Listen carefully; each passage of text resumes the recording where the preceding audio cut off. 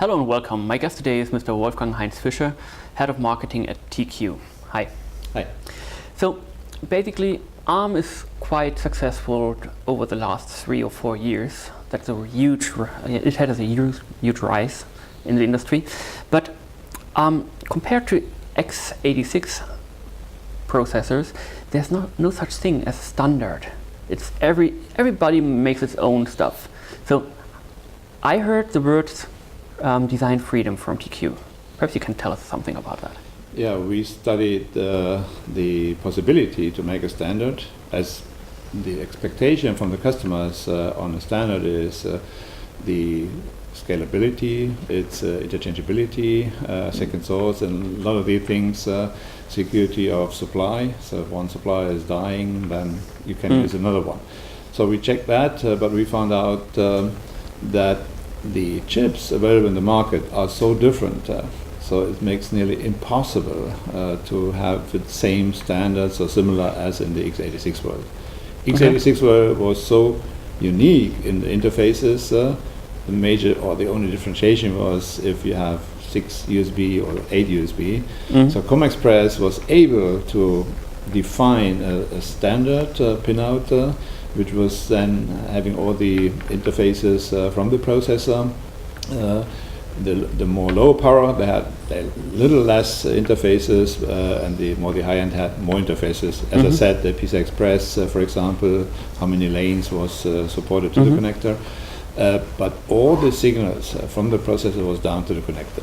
And that's a major difference. If you see the so different vendors like Freescale, TI, NXP, and the others, and see from ARM9 to Cortex A9, the variety, and as these vendors, chip vendors, are addressing totally different markets, means they are focusing on one maybe more in the industrial, so more on the CAN and other interfaces, another maybe more for the multimedia, and so on.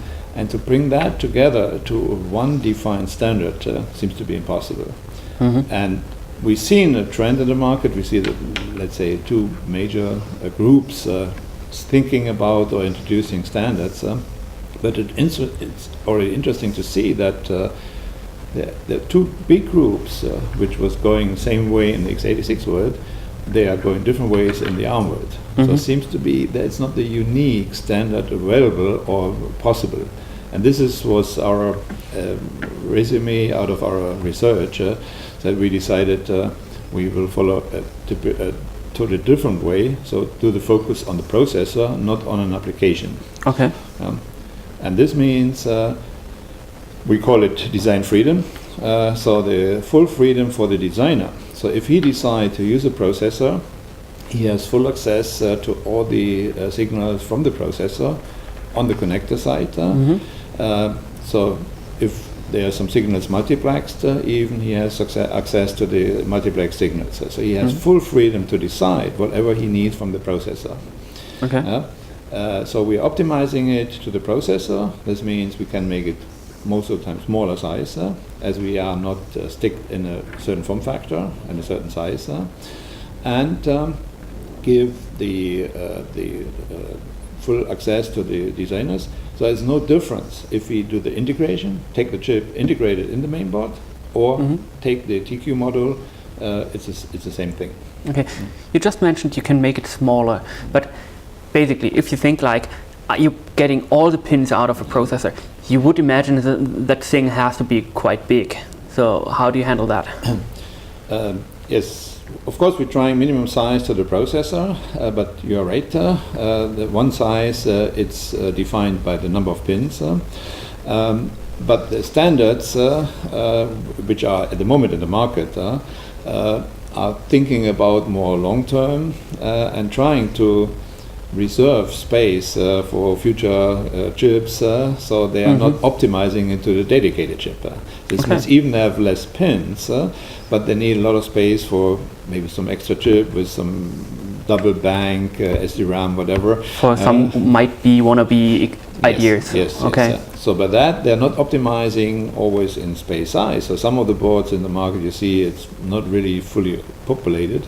This means they will be able to shrink the board, but anyhow, on one day they have to decide the size and think about what's coming next from the chip side, and then they have to define the size. And by that, we was always able, up today, with all the processes up to Cortex A9, to make it definitely smaller size as all the standards in the market.